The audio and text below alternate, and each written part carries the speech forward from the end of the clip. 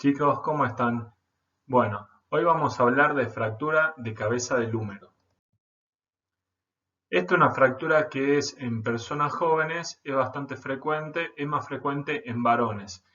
En cambio, en personas mayores de 40 a 45 años más o menos, posmenopáusicas, en general es más frecuente en las mujeres está asociada a traumatismo de baja energía. Bueno, los mecanismos que se producen son, uno de los más comunes es cuando uno cae con el brazo apoyado, tiene con la mano, el codo en extensión, más o menos, y toda esa fuerza se va transmitiendo por el miembro superior hasta que hace palanca a nivel del húmero, lo cual produce una fractura proximal del húmero, en este caso de la cabeza. Después, bueno, lo que tenemos una hiperabducción, lo que hace que el troquíter, perdón, hace contacto con el acromion y por lo tanto eso produciría una fractura, hace una palanca justo en la zona y dice fractura. Esto sería un mecanismo muy similar a lo que sería de la luxación. ¿Cuál es la diferencia acá? De que para que cuando se produce una luxación es que el hueso es un hueso que está bastante fuerte y por lo tanto soporta la palanca de eso, el hueso soporta, pero la cápsula articular no, entonces produce una luxación. En cambio, si la cápsula articular soporta, se produce una fractura de la parte proximal del húmero, en este caso de la cabeza. ¿Qué es lo que pasa? Lógicamente, este mecanismo es más frecuente en personas que tienen osteoporosis, que el hueso es muy blando. Después, bueno, algo más raro, pero también está descrito, que son en personas que tienen convulsiones, personas epilépticas. Acá vemos en la imagen de la izquierda una vista posterior de los músculos que se insertan en el húmero, en la parte proximal, en la cabeza, y vemos los músculos del troquíter. Tenemos el supraespinoso, el infraespinoso y el redondo menor. Acuérdense que perdón, no el supraespinoso, sino el infraespinoso y el redondo menor son rotadores externos.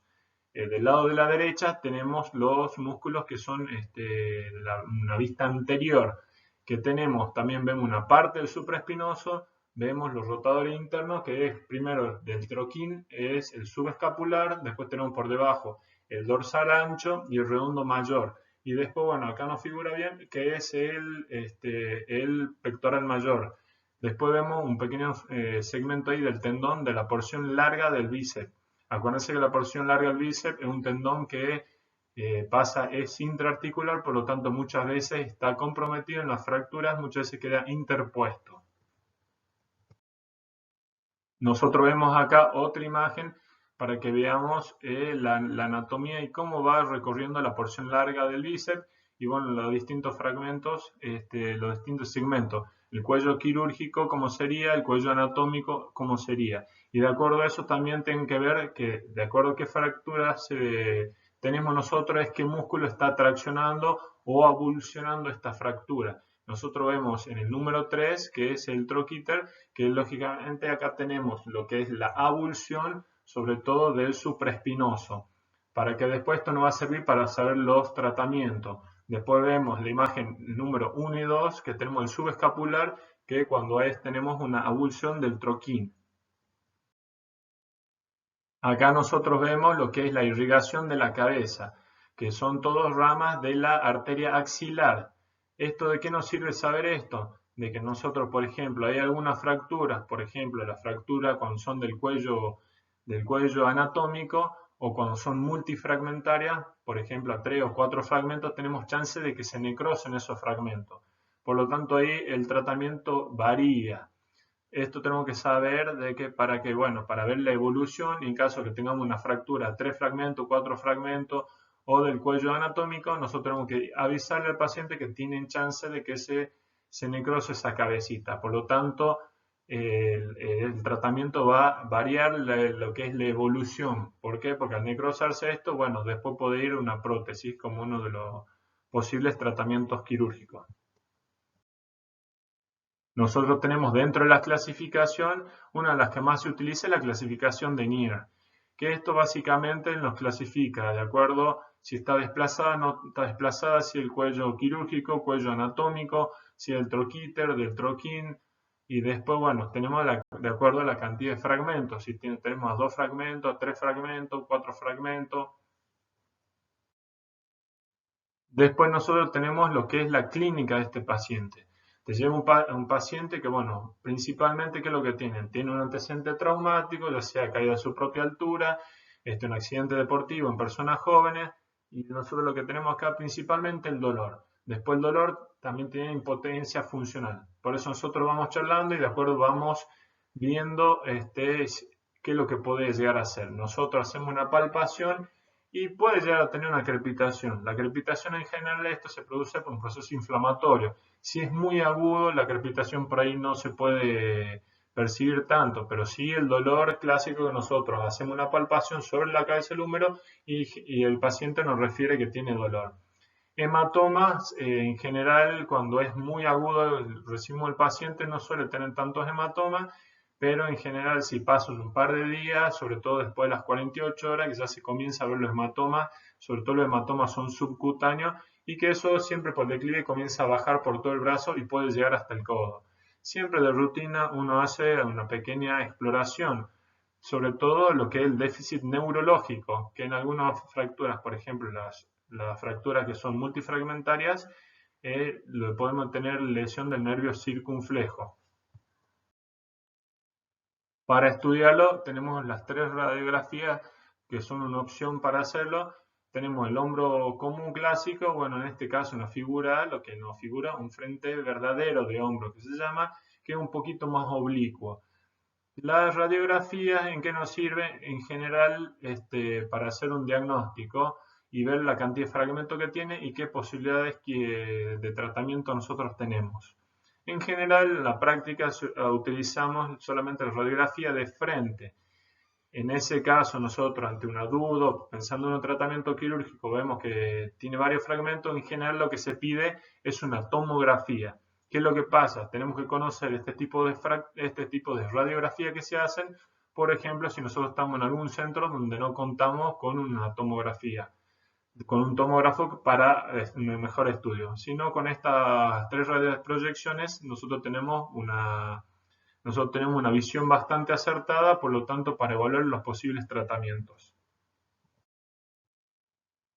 Otra radiografía, otra forma de hacer una radiografía axilar para saber si tiene un fragmento anterior, posterior, la cantidad de fragmentos que nos ayuda. Esta radiografía se hace junto con las otras, se hacen más o menos 3 proyecciones para tener una muy buena idea de la cantidad de fragmentos que tiene y del tratamiento que nosotros le vamos a dar. Nosotros acá vemos para lo que es la anatomía, lo que es la angulación que tiene la cabeza. Para más o menos, para tener una idea más o menos, la cabeza, ya sea la cabeza del húmero como la cabeza del fémur, tiene una angulación más o menos similar entre 130 y 135. Son valores aproximados que le puede servir como memotécnica. Calculen más o menos 135 más o menos 10 y estamos dentro de lo normal para una angulación de la cabeza del húmero. Y nosotros acá vemos lo que es la imagen de la derecha, lo que vemos es lo que es la angulación hacia posterior, que es a 15 grados. Por ejemplo, acá tenemos una fractura en 2 fragmentos, o sea, tenemos un solo trazo, tenemos 2 fragmentos. En la radiografía de la izquierda, nosotros lo que vemos es una fractura del cuello quirúrgico. Pero, ¿qué pasa?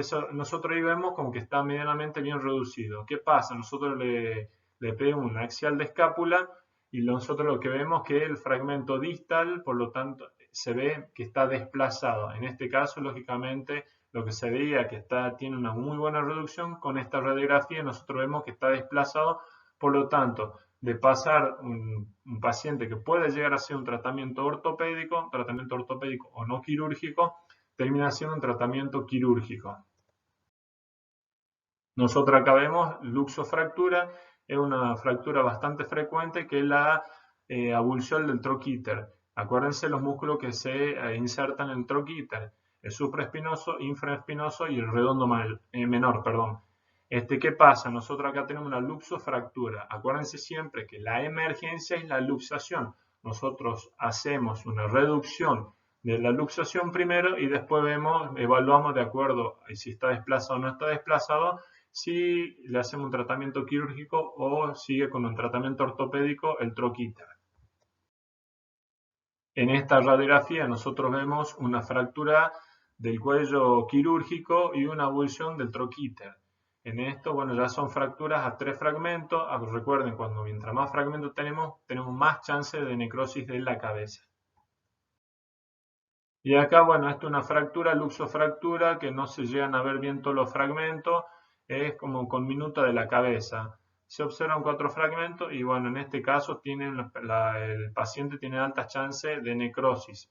Por lo tanto, depende de la edad, depende de muchas cosas, la posibilidad de acceder o no a una prótesis. El médico que lo va a hacer el tratamiento es lo que evalúa. Si intenta sintetizar, o sea, fijar todos los fragmentitos, y esperar de última que después en la evolución haga la necrosis, o capaz no más que no, o si en forma primaria le hace una prótesis. Eso depende del criterio de cada médico. Como tratamiento, nosotros tenemos que tener en cuenta, hay algo que se llama consolidación precoz. ¿Qué es la consolidación precoz? Nosotros consideramos que consolidación precoz sería, primero, que el paciente ya no tiene dolor, siempre el proceso inflamatorio va disminuyendo y nosotros lo que tenemos que el foco de fractura ya no tiene movilidad, o sea, es como que tiene el callo blando. Este callo se produce en término medio a las 21 días, o sea, a las 3 semanas. ¿Qué pasa? Nosotros cuando consideramos que estamos en el momento de consolidación precoz, ya podemos comenzar a hacer pequeños ejercicios. Siempre estamos hablando de un tratamiento ortopédico. ¿Por qué? Porque en esto, ¿qué pasa? El hombro es una articulación que genera mucha rigidez, sobre todo en pacientes añosos. Por lo tanto, cuando nosotros más o menos cumplimos ciertos criterios, como mencionamos acá en la filmina, ausencia del dolor, la crepitación ya no tiene, o sea, el proceso inflamatorio va disminuyendo y ya llevan casi 3-4 semanas. ¿Qué pasa? Ahí nosotros podemos comenzar con pequeños ejercicios pendulares para evitar rigidez del hombro. Después nosotros tenemos que los tratamientos ortopédicos se puede hacer cualquier fractura que esté no desplazada o mínimamente desplazada. Esto tenemos que saber que no es lo mismo el tratamiento que uno hace a una persona joven que es activa, laboralmente activa, que una persona añosa. Por ahí en una persona joven siempre se trata de hacer una reducción anatómica, o sea que esté lo mejor posible. ¿Qué pasa? En personas ancianas que tienen funcionalmente, tienen un requerimiento mínimo, se puede hacer, las tolerancias son mucho mayores, con muy buenos resultados funcionales. Por lo tanto, varía lo que es el tratamiento de una persona joven de una persona adulta. Como tratamientos tenemos la fractura que son desplazadas, lógicamente se puede intentar una reducción cerrada, en general no tienen muy buenos resultados, por lo tanto en la fractura desplazada en general son quirúrgicas. Después tenemos alguna fractura de acuerdo al desplazamiento, ¿no? Se puede intentar, lo que se hace es neutralizar las fuerzas deformantes. O sea, nosotros las posiciones de acuerdo al tipo de fractura que tiene, nosotros tratamos de neutralizar las fuerzas. O sea, los músculos que se insertan, el troquíter, el troquín, lo que son los rotadores, ¿qué pasa? Traccionas hacia un cierto lugar. Si ese fragmento, nosotros sabemos que ese músculo va a ser traccionado por determinado músculo, nosotros lo que hacemos es llevar el fragmento hacia ese músculo, o sea, para evitar que un posible desplazamiento. Como le dije, cuando son fracturas que están desplazadas, sí o sí se prefiere un tratamiento quirúrgico. Esto es simplemente una teoría que hoy por hoy, esto se utilizaba mucho en los años, hace muchos años, cuando era muy difícil el acceso. Esto se puede traer el acceso a un tratamiento quirúrgico. Hoy por hoy, uno si está en la ciudad, tiene obra social, lógicamente, ante una fractura desplazada se prefiere el tratamiento quirúrgico. Pero bueno, uno tiene que conocer esto, por las dudas trabaja en algún lugar, por ahí que no tiene tanto acceso a un tratamiento quirúrgico, son muy buenas opciones que se utilizó durante mucho tiempo. Nosotros acá vemos distintas opciones de tratamiento quirúrgico. Por ejemplo, nosotros vemos acá una fractura que tiene varios fragmentitos y que se va simplificando la fractura y se va sintetizando la fractura. Nosotros acá vemos distintas opciones, puede ser que se hacen absorbe-tracciones, se hacen con suturas, se hacen con placas, con tornillos, y bueno, vemos en caso cuando son múltiples fragmentos, que lo que se hace por ahí, algunos prefieren hacer una prótesis, por lo tanto esto es una opción quirúrgica. Acá nosotros vemos otro tipo de síntesis, de osteosíntesis, como nosotros vemos acá lo que es una placa con tornillos, que por ahí es uno de los más usados con el clavo endomedular. Nosotros acá vemos otra opción, una fractura del cuello quirúrgico, que se coloca un clavo endomedular corto con un tornillo, con un cerrojo, que el cerrojo lo que hace es bloquear las rotaciones de la cabeza en este caso. Es otra opción y acá sale la técnica cómo se coloca el clavo endomedular acerrojado. Otro tipo de tratamiento que hoy por hoy ya cayó en desuso, en este caso una absorbe tracción colocando con dos enders. En la actualidad está en desuso esto, pero bueno, en algunos casos, en algunos hospitales que uno no tiene un clavo endomedular acerrojado o una placa bloqueada, que lo que más se utiliza es la que se llama filos, en este caso, bueno, sería un muy buen tratamiento si uno cuenta con el lender y con la absorbe tracción, con el alambre para hacer la absorbe tracción. Otra opción con una fractura del troquíter, que lo que se hace es simplemente otro tipo de absorbe tracción, que se utilizan dos clavijas y un cerclaje con el alambre. Otro tipo de opción de tratamiento quirúrgico con el troquíter, que se hace en cerclaje con el alambre, o directamente se pone un tornillo con una arandela. Otro tipo de opción, fíjense en la imagen de la derecha abajo, este es lo que más se utiliza, se llama una placa que sirve en general para casi todas las fracturas. Esta es la característica que tiene esta placa, que tiene orificios con múltiples direcciones, o sea, va más hacia un costado al otro, o sea que casi todos los tipos de fractura lo podemos simplificar con este tipo de placa. Simplificar sería unir un fragmento con el otro, o sea, una fractura que son tres fragmentos, lo vamos uniendo y lo vamos fijando, por lo tanto pasamos una fractura que tiene dos fragmentos o tres fragmentos a dos o a uno, o sea, es como que vamos uniendo pequeños fragmentitos. Esta placa es la que más se utiliza hoy en día con el clavo endomedular acerrojado. Acá nosotros vemos una placa filos, de que es una placa bloqueada con los múltiples tornillos con distintas direcciones. Inclusive se ve una pequeña clavija, son pines que se pueden colocar que también ayudan a la reducción. En este caso tiene una reducción anatómica. Bueno, en cuanto a la rehabilitación, siempre hay que tener en cuenta una cosa. En esto lo que vamos a ver, lo que es el tratamiento ortopédico. Siempre hay que tener una cosa. Uno cuando hace un tratamiento ortopédico, lo que hace es, siempre uno tiene la inmovilización es del hombro. Uno tiene que tener en cuenta de que el codo y la mano tienen que siempre hacer pequeños ejercicios. ¿Para qué esto? Para que no nos pase de que tengamos un paciente de que este paciente, ¿qué es lo que pasa? Nosotros tiene una fractura de hombro, después cuando nosotros comenzamos a hacer rehabilitación, pasa 1, 2 meses, 3 meses, después el paciente tampoco por no mover el codo y la mano genera rigidez de esa articulación. Por lo tanto, lo que hay que hacer es pequeños ejercicios siempre del codo y la mano. En este caso, durante las primeras semanas no movilice el hombro, pero el codo y la mano tienen que hacer pequeñas movilidad activa para evitar rigidez. Esto tenganlo presente.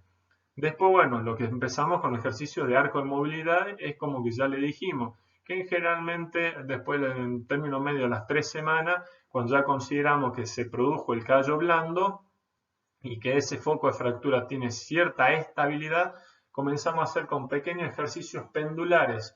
O sea, el paciente se pone un poquito de costado y hace ejercicios mínimamente ejercicios pendulares, como que hace una forma de cono. Nosotros, para hacerlo gráfico, lo que hacemos es como que si el paciente estuviese moviendo una olla. Movimiento al principio son movimientos circulitos chiquititos, a medida que va progresando vamos ampliando lo que son los movimientos circulares. Si el paciente no tiene dolor, cada vez vamos aumentando lo que es el rango de movilidad y cada vez de ser un movimiento pasivo, comenzamos a hacer un movimiento activo. Siempre es conveniente darle primero un poquito de calor para que esa contractura que tienen por la inmovilización sea mejor, o sea, se densa mejor y gane más rápido lo que es la movilidad. Y al principio, después cuando termina el ejercicio, dale un poquito de frío. Después, cuando ya pasó más las 4 semanas, que ya comienza a osificarse, después del callo blando ese comienza a hacerse un callo óseo, comenzamos lentamente con un pequeño ejercicio, le vamos aumentando peso, hasta que después, más o menos en promedio, después de los 3 meses, ya comenzamos a hacer ya ejercicio fuerte, ya puede hacer mucho movimiento, puede utilizar poleas con peso, ya pequeñas pesitas, vamos haciendo mucho más fuerte, puede hacer flexiones, todo dependiendo de la edad, dependiendo del tipo de fractura, todo. Esto estamos hablando siempre de tratamientos ortopédicos. Lo que son los tratamientos quirúrgicos, dependemos siempre de la estabilidad que tenga en intraoperatorio, depende de la edad, por eso en ese caso, cuando son tratamientos quirúrgicos, la rehabilitación, lo ideal es si pueden tener contacto con el médico cirujano que le hizo el tratamiento quirúrgico para saber, para por lo menos lo recomiende, cuándo comenzar con determinados ejercicios. Como complicaciones, la necrosis vascular ya sabemos que cuando son fracturas del cuello anatómico, fractura de 4 fragmentos, en general cuando son las placas tienen más chance de necrosis vascular que los clavos endomedulares. Recuerden que cuando uno pone una placa con tornillo lo que hace es desperiostizar un poco. O sea, al separar la parte blanda es lo que tiene es que proveen vascularización. Por lo tanto, siempre una placa tiene más chance de producir necrosis de que un clavo endomedular. Después, pseudoartrosis. Pseudoartrosis, como cualquier fractura, puede producir que no pegue. Después, la consolidación viciosa, también cuando son tratamientos ortopédicos en personas añosas, en general, salvo que sean demasiado angulados, demasiado desplazados, no suelen tener muchos problemas porque son generalmente muy bien toleradas por las personas añosas.